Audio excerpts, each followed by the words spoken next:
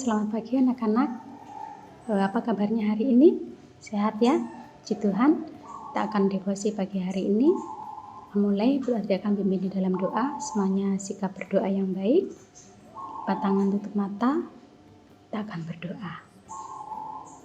Tuhan yang baik, pagi hari ini kami bersyukur. Oleh karena kemurahan Tuhan, kami semua dalam keadaan sehat, diberkati oleh Tuhan. Kami akan devosi pagi hari ini ya Tuhan. Kiranya Tuhan memberkati, Tuhan menolong, Tuhan menuntun, sehingga kami boleh devosi pagi hari ini bersama dengan Bu Astri.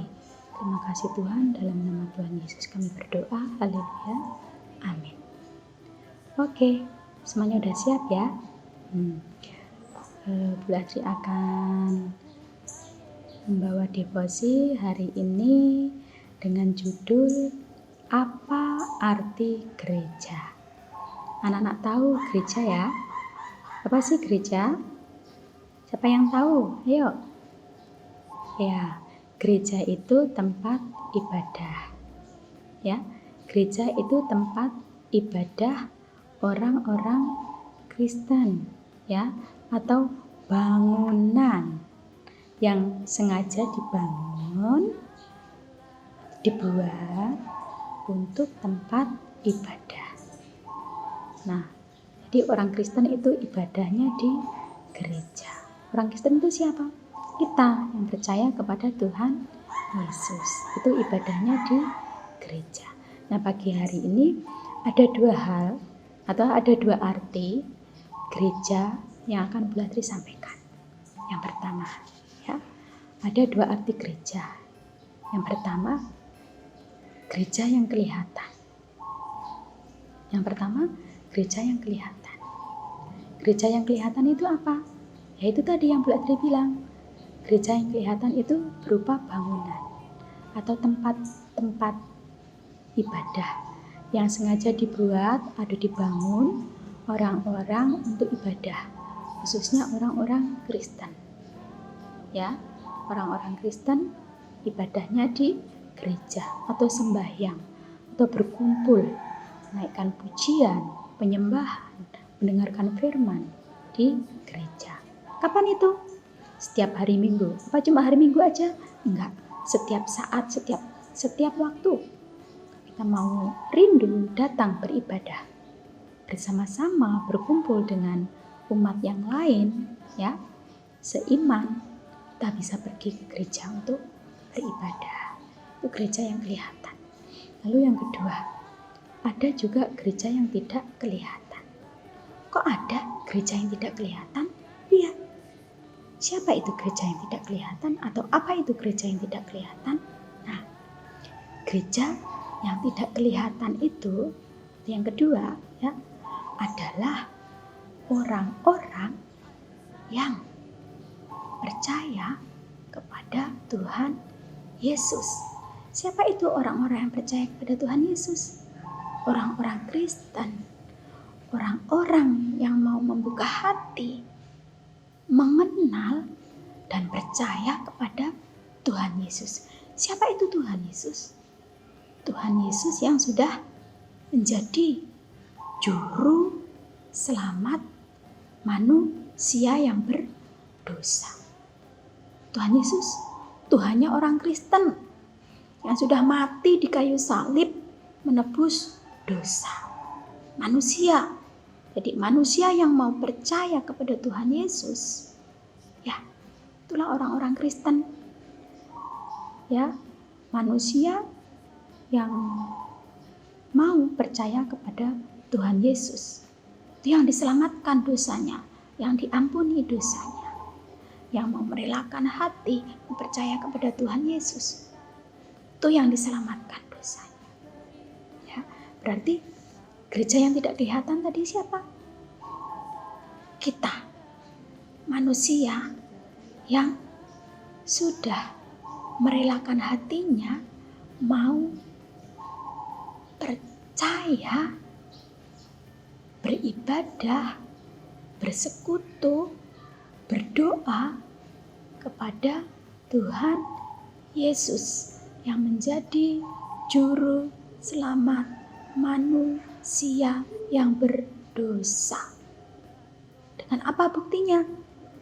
Tuhan Yesus yang sudah mati di kayu salib. Itulah bukti kalau Tuhan Yesus mengasihi kita manusia yang berdosa. Ya, berarti kita ini orang-orang yang percaya kepada Tuhan, orang-orang yang percaya kepada Tuhan Yesus disebut sebagai gereja yang tidak kelihatan. Ya, gereja yang tidak kelihatan itu adalah kita yang percaya kepada Tuhan Yesus. Kata gereja berasal dari kata Yunani yang artinya eklesia. Ya, dari bahasa Yunani yang artinya eklesia. Eklesia itu apa maksudnya? Eklesia itu mempunyai arti dipanggil keluar. Siapa yang dipanggil keluar? Siapa yang dipanggil keluar? Keluar dari mana? Nah, ini kita, setiap orang yang sudah percaya kepada Tuhan Yesus adalah gereja. Nah, kitalah yang dipanggil oleh Tuhan, dipanggil keluar oleh Tuhan. Keluar dari mana? Keluar dari dunia yang berdosa. Karena kasihnya Tuhan kepada kita, ya, dengan Tuhan Yesus mati di kayu salib, Tuhan mau kita keluar dari dosa, menjadi selamat, tidak lagi tinggal di dalam dosa atau di dalam lingkaran dosa. Ya, itu karena kasihnya Tuhan kepada kita. Siapa yang dipanggil keluar tadi? Kita, orang-orang yang sudah percaya kepada Tuhan, dipanggil keluar dari dunia yang berdosa. Untuk apa? Untuk datang, untuk percaya, untuk menyembah, untuk berdoa kepada Tuhan Yesus yang menjadi sumber hidup kita, orang-orang yang percaya. Ya, yang menjadi sumber hidup kita, orang-orang yang percaya kepada siapa? Kepada Tuhan Yesus. Nah, untuk itu ya, kita akan dipanggil dari dunia yang berdosa ini untuk datang kepada Tuhan. Untuk apa? Ya, untuk menjadi saksinya Tuhan, menceritakan kebaikan Tuhan, ya, mengabarkan kebaikan-kebaikan Tuhan, menyatakan kebaikan-kebaikan Tuhan kepada orang-orang yang ada di sekitar kita, orang-orang yang ada di sekeliling kita yang belum percaya kepada Tuhan Yesus. Nah, oleh karena itu kita semua sudah percaya kepada Tuhan.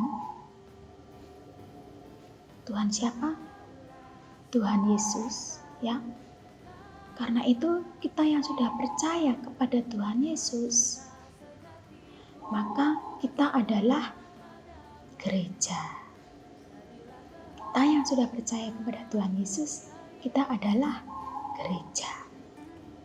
Kita dipanggil keluar dari dunia ini untuk berkumpul bersama-sama orang-orang yang percaya kepada Tuhan Yesus.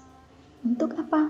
Bersekutu bersama-sama kepada Tuhan yang menjadi sumber hidup kita. Tuh, ya. Jadi kumpulan orang-orang percaya, ya. Kumpulan orang-orang percaya. Percaya kepada siapa? Percaya kepada Tuhan Yesus adalah gereja. Berarti kita adalah gereja. Karena karena kita ditebus oleh Kristus. Kita disebut gereja karena kita sudah ditebus oleh Kristus.